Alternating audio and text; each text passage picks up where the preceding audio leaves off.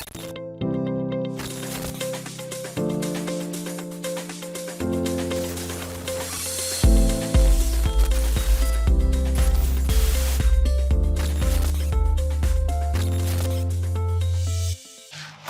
good morning. My name is Kike, your host today on the podcast White Reflections by Hadufe. White Reflections by Hadufe is a podcast that delves into the complexities of life and modern day family dynamics. As you all know, on White Reflections, what we try to do is we try to bring people with real life situations on the show to come talk to us about life experiences. Perhaps somebody going through something similar can benefit from it. Also on the show, we bring experts to come talk to us about life situations as well, and also share the wealth of knowledge. Perhaps also somebody going through something similar can benefit from it. On the show today, we shall be taking you into the world of HR. We shall be exploring the world of HR from vetting to finding to employment. Joining me on the show today is Ada Okri. Thank you. Hi, Ada. Good How are you? morning, ma'am. How are you doing? Very well, thank you. You look so pretty, by the way. Oh, thank you. Thanks for You coming too. on the Thank you for show. having me. I appreciate. Thank you so much. Always. Thank you. Ada Okri is a senior partner at Kaidal. I hope that's correct. Yeah, that's correct. At Kaidal Office Point. It's a consulting firm that is responsible for finding, vetting, and employment, if I'm correct. Absolutely. Thank you so much. Thank you, ma'am. So, Ada, very quickly, I'd like to ask. This is just, I'm just asking Okay. this question in passing. Mm-hmm. So, why is it so? How do you find? Okay, let me put it that way. How do you find if you really need to find? How do Okay. you find? Great. Thank you so much for having me once again. Always. I appreciate being here. So, finding in terms of looking for and trying to get best employees is one of the hardest things that employers go through.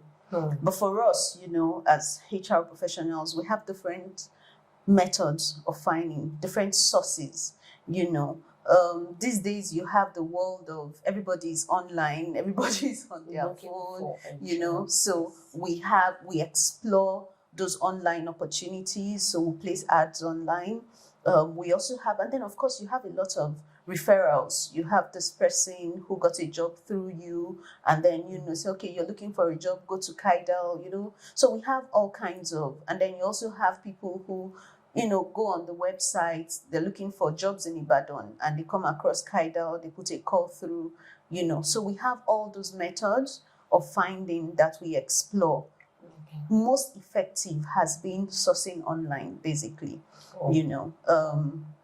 but I'm sure we'll get into it as we go on. Because yes. one of the things also with sourcing is ensuring that you're getting the right person, that you don't have wrong hiring and you making wrong choices. So there are certain things that we do also to ensure that while we pick them from the job market, we're also able to vet and ensure that this person is legit, before we then hand them over to the employer. Yes. Okay. Thank you very much. I know that your consulting firm deals with all aspects of hiring. Yes. From onboarding to offboarding, from the entry level to the exit level. Oh, yeah. So I really need you to take us into the world of HR. Like I said, what exactly is human resource? What exactly does that department, or is it an organization now? Yeah, so HR, for us, we are consultants, so we're an organization, right? But HR is a part of every organization, should be part of every organization. So long as you have employees that you deal with, you should have HR. HR basically looks at the life cycle of an employee from entry to exit of an employee. So you look at how does the staff grow within, how do you employ first of all, how do you retain, how do you measure performance, how do you ensure that while this person is within the organization, the person is being optimal in terms of being able to achieve the purpose for which that person was hired. Because of course, as an employer, you don't want to hire someone who is going to give you more issues. You're looking for solution. You have a problem, you have a gap, within the organization. That's the reason why you're hiring in the first place. So you don't want to hire somebody that now becomes a problem, which is one of the things that employers deal with. So you hire this person, you say, okay, you're looking for someone who is, give a typical example. You say you're looking for a sales associate, right? Or a customer service person who, will be the face of the organization. Someone comes in, then the person becomes a problem to the employer, because then the customers come in and this person who is supposed to be the face of the organization is the one that is now giving you issues. So you can't talk to customers effectively. You find out that the person becomes a problem. So the question that we then look at as HR people is, how do we ensure that at the point where somebody comes into an organization, the person is productive, is effective, and what are the things you need to do to ensure that happens? And if you've done everything that you need to do to help this person succeed on the job, and this person just decides not to. So what do you do at that point? What do you do at that point? Okay, great. Yeah, so what we do first of all is, you talked about onboarding. So one of the things that we try to look at is ensure, and that's where, these things, it's both ways, right? The mistake happens both ways. Sometimes employers just want to hire somebody and dump the person on the job. So we would look at, okay, what are the necessary trainings that this person needs to go through, at the point of onboarding. So you look at the induction program. What are the necessary things that the person needs to know? Is there a way that you must address customers? How do you greet customers when they come in? So whose expense?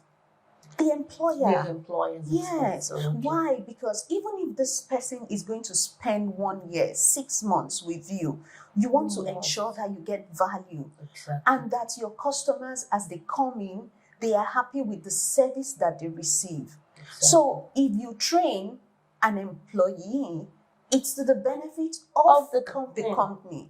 What we hear many times, employers will tell you, no, when you train them, then they will go away with the knowledge. Yes, that happened, but there's a way to mitigate those kind of issues. How do you mitigate?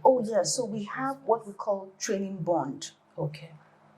So if you're going to spend money to train someone, the person will sign a training bond to say that, okay, if I spend about, say, 30, 50K to train someone, I have you sign a bond to say that after this training, you're going to work here for X period of time to ensure that you're able to, And it's legal binding. Yes, it is. Okay. So the person signs that bond at any point in time where that person needs to leave. Now, because you're not holding that person down, opportunities may also come where the person really needs to leave, right? But in the training bond, there are conditions that person has to then meet to be able to exit. Okay. You get that? So, all that is in the bond. So you have that, and then the person can leave if you have to go. Nobody is tying you down. Nobody is saying that you have to be here forever. But do what you've got to do during the period while you're here. Yeah. And as an employer, I want to be sure that I get the most and I get the best from this person. So when you have done that, back to how do you, so when you have done that and you've done all the things you need to do, you've given performance appraisal, I usually would recommend that probation period is for 6 months. Okay. Some people say 3 months, which is not bad. But, I believe that in the first 3 months of the life of an employee, the person is still trying to understand, Yes, the person will make mistakes, even if the person comes in with some level of expertise. The way things, that time to settle in, to unlearn the things that they had learned where they were and begin to relearn, the new things within your organization and how you want it to run. So 3 months, 1-2 months, they've settled in properly. Then, they begin working. At 6 months, we then do what we call the performance appraisal. That's the confirmation appraisal. Many organizations, don't even bother with performance appraisals, where you're able to give feedback to the employee to say, okay, you're doing okay in this area. Okay, you're not doing okay in this area. You get that? So why is that? I think it's because in this part of the world, right, the knowledge of HR is very slim. Perfect. Many employers believe that HR is a waste of money. Why? Why do I need to pay somebody To hire. why do I to need help to have me a get HR somebody, person? yes, So they believe it's waste of money. Even for some of the big companies that you see, they believe that HR they just spend money. So HR people will tell you, you know what, we want to celebrate staff birthday. I'm like, why do I need to spend money to celebrate? They say, oh, we need to do awards, So many times employers believe that HR is it's not necessary. It's a waste of time and it's a waste of money. But see, for you to be able to have those quality employees and have them stay, you need to be able to set the stage right for them to work. Many employees do not even have KPIs, key performance indicator, or the general way it's called job description to work with. So you just tell them by mouth when they resume, your work is to clean this table every morning, your work is to do this. So they just remember in the first month, in the second month, they just sit down there and they're eating. They don't even know why they're there to work. Do you get that? But so what HR then does is to be able to then say, okay, at the end point of employing, what are the things you want to achieve with this staff?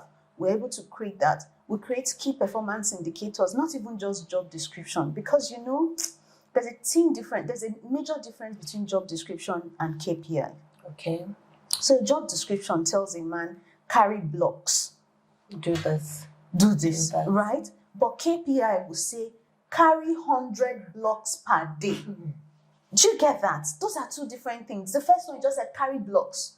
But KPI then narrows it down to say, carry 100 blocks per day. So at the end of the period, you're able to then have parameters to say you're doing okay or you're not doing okay. That's the only way. But we don't have that. People just go around. So you say, okay, do you have job description? No. Do you have employment letter? No. Do you have nothing whatsoever? That's the reason why we have all of those issues with, employees and yeah. So, but if you've had all of that done, we've done appraisal for this staff. We looked at it and say, okay, well, this person is not performing optimally. Maybe by the time we mark the appraisal forms, we say that, okay, you've done, for me, I recommend 70% as pass mark. Okay. That's the average score, okay? In our educational system. An employee? Yes, for an employee. You're collecting salary now. So 70%. So if you can't meet up, you can't do 70%. Then you're not doing perfectly. You're not doing perfectly. So 70 for me is average. So if you look at it and say, okay, this person is doing maybe between 50, 60. Okay, so you're like, okay, this person is not so bad. What can we do to help this person grow? Okay, if the person is doing 70 and above, oh, great job. He's an A staff. So how can we then, make this person do more? Because if you leave the person at that same responsibility, it becomes boring. That's where you now begin to have, staff become disgruntled. They feel like there's nothing new happening. They'll tell you the job is not challenging. And they're not motivated to do more. Okay, you understand that? Thank you so much, Ada. Yes. I really, I love the fact that you just mentioned that a lot of people do not have the proper knowledge about HR. Right. And I'm glad that, you've been able to take us into the world of HR and what they do, per se. And I also love the fact that you have said that it takes care of an employee. Yes. The life cycle of an employee at work. Sure. From the entry level to the exit level. And we need that, to be honest with you. Because a number of people are working, they don't even know why they're there. Absolutely. Employers do not set the right stage, the right work environment for employees. Employees do not even know why they're supposed to work to get optimal results. Yes. But there's something I have noticed and I want to ask you. First and foremost, let me go direct with this question. Okay. Do I have to be friends with my colleague? Colleagues or with my colleague? Not with my employee now. Okay. All right. I'm working. Do I have to be friends with my colleagues at work? Okay. Well, being friends and being friendly, they are two they are different things. things. Yes. So I want you to expatiate on that. Okay. Well, so I'm going to use myself, right, as an example to answer that question. I'm not a very outgoing person. I am somebody who, you know what? You say you want us to do this work. Let's focus, do the work, and let's go. So we don't have to. So be we don't friends. have to be friends to get that. But done. you see, this person sits in your line of vision, say 40 hours a week. Right. I mean, we don't still have to be friends. We can hang out. We say we're having a staff party. You know what? Let's just have, maybe as colleagues, we're just having, let's just go hang out. We can hang out. We can do all of that. But that doesn't mean we have to be friends. Because for me, friendship, it's more like, okay, I want to talk to you about, I'm going through this. I may not feel comfortable with your lifestyle to be able to have that kind of discussion with you. But you know, on the job, we are all working towards achieving one goal. So let's achieve that goal. We don't have to be we don't have to be friends to make that happen. But then if it's someone that I feel comfortable with, why not? We can be friends. We can, so it depends on how you come across to me. And if I'm comfortable with wanting to be friends with you. That's... Okay, so how does it affect the job? Now, because that's another angle I want you to look at. Right. If, for example, I have to work with this person every day, this person sits in my line of vision every day. At least in a day, I spend, say, 6 hours with this person, and I'm not friends with this person. It's just do your work and leave. How does it affect the job? Okay, so it I don't think it directly affects the job in any way, because there's something I usually say, that if you have issues when you're coming to work, drop those baggages at the gates and come into work. You do your work. When you're done, as you're going, carry your baggage from the gates and go. How easy? It's not very easy. So HR, yes. Is there anything HR does about that? The emotional, health, well-being of an employee. Now, there are several ways to deal with it, right? So as HR people, once you notice, what I do is that once I notice that, okay, this employee, I noticed that performance, this used to be a high flyer, used to be a top A staff. And then I noticed that all of a sudden, the person's performance or productivity is dropping. I can easily tell that there's something wrong. So what that's if you get a feedback. If you get a feedback from their superior, then we invite the staff. We do some form of counseling, right? So you begin to talk to the staff and find out, is there any way we can help? Sometimes it could be marital issues, it could be financial issues, it could just be family, maybe the person's mother or father or somebody is ill, and it's a lot of burden upon that person. We try to find ways to help that person. So say, okay, you know what, do you want to take some days off work to deal with this issue? Do you want to, we try to find ways to do that. Now, that person is still not my friend. But I'm doing my work. You get that? So, even on the job, right? Working with my staff, even sometimes I see that and I just like, what's wrong with this one now? What's the problem? So I call into my office and say, what's going on? Are you okay? Sometimes they'll first hesitate. They don't want to talk. They say, no, don't worry, just feel comfortable. Do you want tea? You want coffee? What's going on? And before you know, they begin to loosen up a bit to tell you what it is that's going on. I mean, if there's any way that I can offer any help, why not? I offer the help and help them get through that. For me, the joy is having people perform optimally. See, but if I have done, and that's why I said that as HR people, we don't befriend people at work. Because the day that you need to give that person a query, you don't have to look at the person's face. So you must strike a balance between your professional life and your personal life at work. Absolutely. Always. Always. And the day I need to give you a termination letter, I will give you a termination letter, hug you and say, kiss you goodbye. It's the job. It's still the job. It's the job. So if I need to give you a termination letter, I'm not looking at you. I'm not feeling guilty. No, I'm not feeling guilty. Do you get that? But the moment you take off that, drop that professionalism, and you now become friends, you as the person who is supposed to give out that disciplinary action, you would start thinking twice. You won't be able to. You won't be able to, because at that time your emotions begin to cloud, or you start giving excuses for the staff. So that's why, as HR people, we don't really you don't encourage friendship at work. Exactly. So take it outside work. But I know people have forged meaningful, friendship. At work. Yeah. And they've taken it outside to even their family life. Sure. Sure. So it's okay. I mean, sometimes it's not black and white. Exactly. It's not black and white. Thank you so much. So Ada, I need a job. How do I write my CV? Because is there something some of us are doing right and some others are doing wrong? Some get, they write their CV. First and foremost, what does your CV, what does it say about you as a person?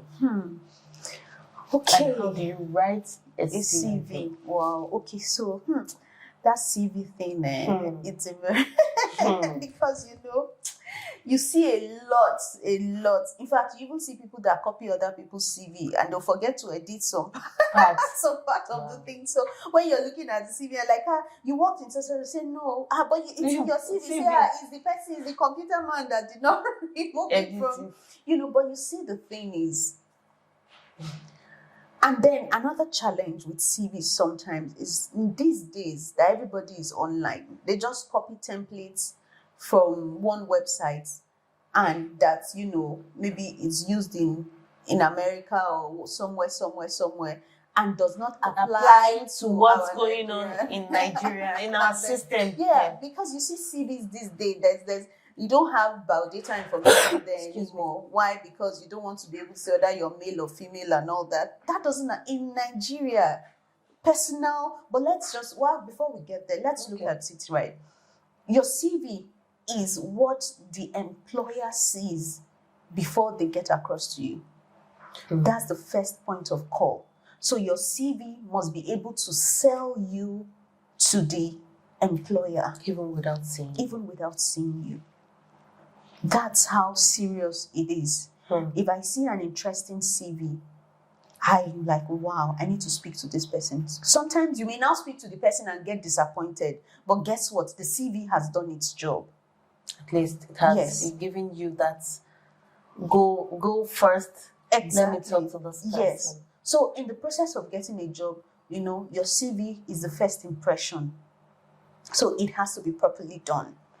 And when writing CVs, there are different, there are certain principles or steps that you take. Of course, the first thing is your title page. Your name must be there. You must have a phone number. You must have an email address, written on top.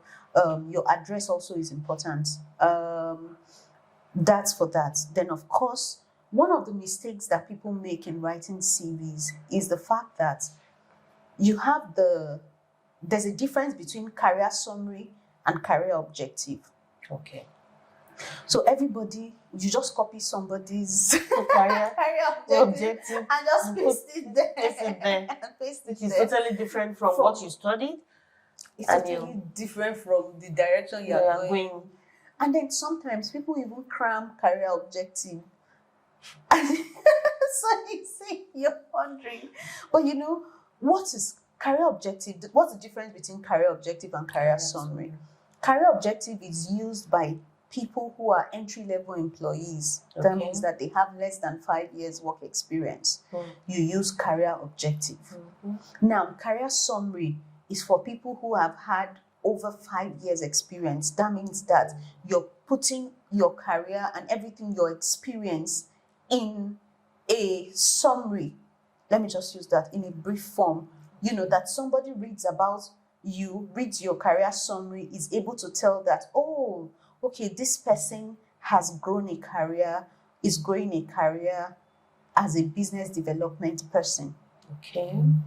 Now, career objective, reason it's objective is because that's what you're aiming to achieve. You haven't gotten there yet. So it's objective, something that you're looking forward to achieving. Okay. Someone who is fresh from school, just finished NYC, or just, coming out fresh from school, is anticipating, so you're looking forward to becoming maybe a photo editor or something in line with that. You want to, these days everybody's running away from marketing. Marketing has been coming to, so I'm trying not to put the word marketing, but you're trying to build a career maybe in hospitality or something. So that's the objective for which you're coming into that line of job. You get that? So that's it. So after your career objective, career summary, if you have also, now they will say education before experience. Now it depends. If you're using career objective, then because you're fresh, education will come before experience. Because of course you're fresh, you don't have so much experience. But if you are using career summary, experience should come before your education. Why? Because at that level, I'm employing not because of your education, I'm employing because of your experience. So your experience is what I should see first, before you then move to your educational background. So you have, those things. So to speak, your CV is who you are. It says a lot about you. Absolutely. So you have that.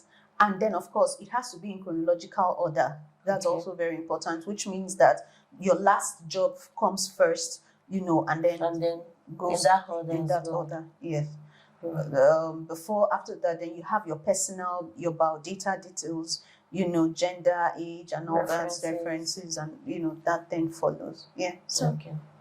So thank you so much, Ada. Thank you. In a nutshell, because we're going to round up very quickly, I'd like you to just, give us a brief insight into what you do at Kaidal and how we can reach you at Kaidal Office Point. Oh, great. Thank you, ma'am.